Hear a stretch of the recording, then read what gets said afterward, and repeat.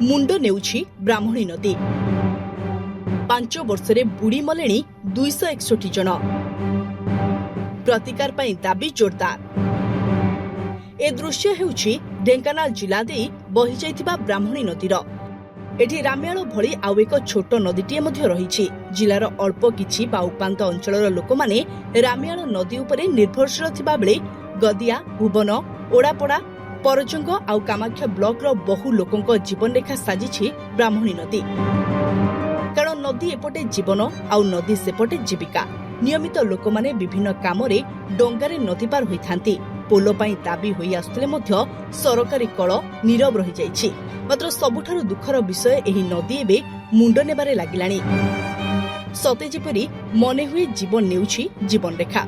अनेक लोकंक पाई जीवन रेखा साजिथिबा एही ब्राह्मणी नदी रे केतेबेले डंगा बुड़ी जाउछि तो आउ केतेबेले लोकमाने भासी जाउछंती। एबे भी जिलार 18टी फेरीघाटरू प्राय 30टी डंगा दैनिक यात्री परिवहन करुछि।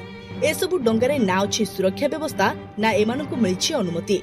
2016 मार्च 8 तारिख रे एही नदी रे डंगा बुड़ी 6 जनकर मृत्यु होइतबा बेले 2019 सेप्टेम्बर 7 तारिख रे डंगा बुड़ी 9 जनक प्राणबय उड़ी जाइतला। केउंठी नदी पठारू इंजीनियरिंग छात्रंग मृतदेह उद्धार होइछि तो केतेबेले दंपति नदी गर्भकु डेई आत्महत्या करुछंती। एभली रेकर्ड को विचार को नेले गत 5 वर्षरे ब्राह्मणी नदी रे 261 जन लोक मृत्युवरण करसालेनी। एहार प्रतिकार मध्य होई पारुनी।